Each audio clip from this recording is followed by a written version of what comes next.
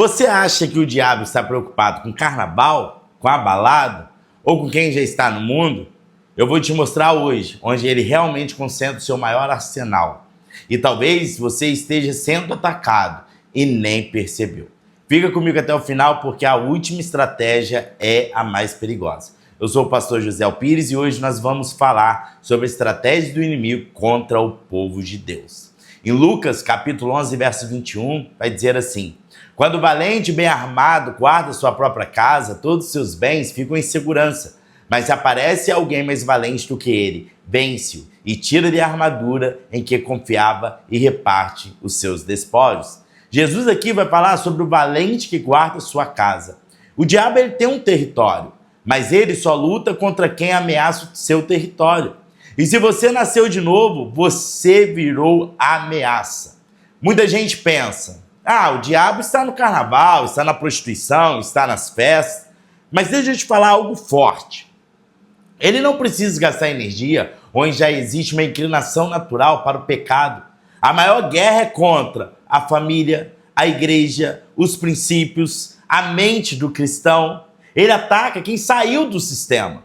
Você já percebeu que depois que decidiu se posicionar, os ataques aumentaram? E as estratégias do inimigo contra nós podemos dividir elas em 5. A primeira, roubar a palavra. Em Mateus capítulo 13, verso 18, vai dizer: ouçam, portanto, o que significa a parábola do semeador. A todos os que ouvem a palavra do reino e não a compreendem, vem um maligno e arrebata o que lhe foi semeado no coração. Este é o que foi semeado à beira do caminho. O que foi semeado em solo rochoso, esse é o que ouve a palavra e logo a recebe com alegria. Mas ele não tem raiz em si mesmo, sendo de pouca duração. Quando chega a angústia ou a perseguição por causa da palavra, logo se escandaliza. O que foi semeado entre os espinhos é o que ouve a palavra, porém a preocupação deste mundo e a fascinação das riquezas sufocam a palavra e ela fica infrutífera. Mas o que foi semeado em boa terra é o que ouve a palavra e a compreende. Esse frutifica e produz a 100, a 60 e a 30 por 1. Jesus fala da parábola do semeador. A semente é a palavra. E o que o inimigo faz? Rouba antes de criar raízes. Ele não tira você da igreja, ele tira a palavra de você. Ele planta dúvida. Será que Deus disse isso mesmo? Será que vale a pena obedecer? E a próxima estratégia é ainda mais sutil, porque parece desejo legítimo. A estratégia 2 que ele utiliza contra nós é a insatisfação. Em Lucas capítulo 15, verso 11, diz assim: Jesus continuou, certo homem tinha 2 filhos. O mais moço deles disse ao pai: pai, quero que o Senhor me dê a parte dos meus bens que me cabe. E o pai repartiu os bens entre eles.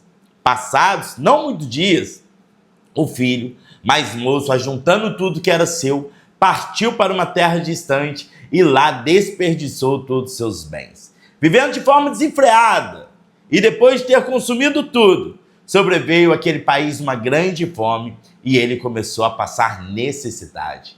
Então foi pedir trabalho a um dos cidadãos daquela terra e este o mandou para os seus campos a fim de cuidar de porcos. Ali ele desejava alimentar-se das alfarrobas que os porcos comiam, mas ninguém lhe dava nada.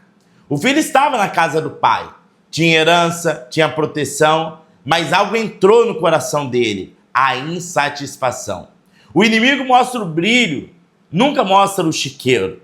Ele vende liberdade sem responsabilidade, prazer sem consequência, sucesso sem caráter. Insatisfação é o início da queda espiritual.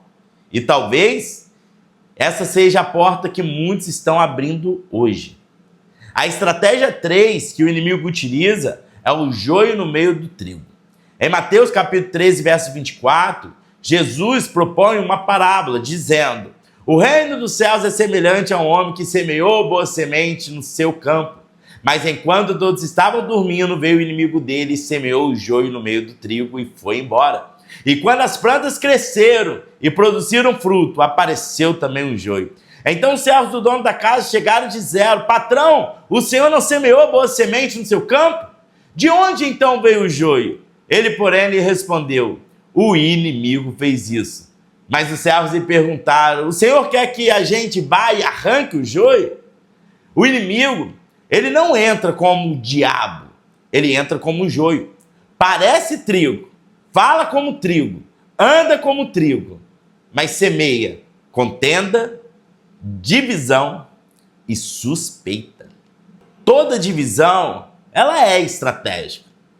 Preste atenção nisso. O ataque mais perigoso não vem de fora.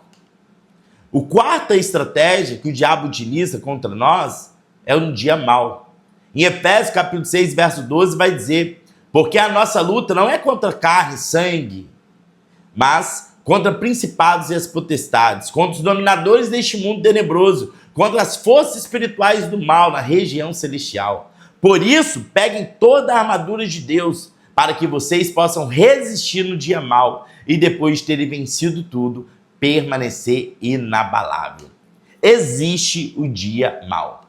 Ele observa padrões, ele espera brechas. Ele não ataca quando você está forte, ele ataca quando você está cansado, está ofendido, está frustrado ou está em um período e um momento de crise. Por isso Paulo manda vestir a armadura. Não é questão de se virar, é questão de quando virar. E a quinta estratégia que Satanás ele utiliza é a brecha e mago. Essa é a mais perigosa. Ela entra pela brecha e a maior brecha é a mágoa. Falta de perdão aprisiona, tira paz, tira alegria, mina a fé. A pessoa acha que está punindo o outro, mas está abrindo uma porta para tormento interno. E aqui está o ponto. Satanás só entra onde há permissão emocional. O diabo ele tem suas estratégias, mas Jesus ele é o mais valente. Você não luta para vencer, você luta a partir da vitória. Hoje é dia de fechar brechas, restaurar a palavra, liberar perdão, fortalecer princípios. E se esse vídeo falou com você, comenta aqui: eu vou fechar as brechas. E compartilha com alguém que precisa ouvir essa palavra. E se inscreva também no nosso canal, porque aqui nós não apenas falamos sobre fé, nós falamos sobre estratégias também espiritual. Que Deus abençoe a tua vida e até o próximo vídeo, em nome do Senhor Jesus.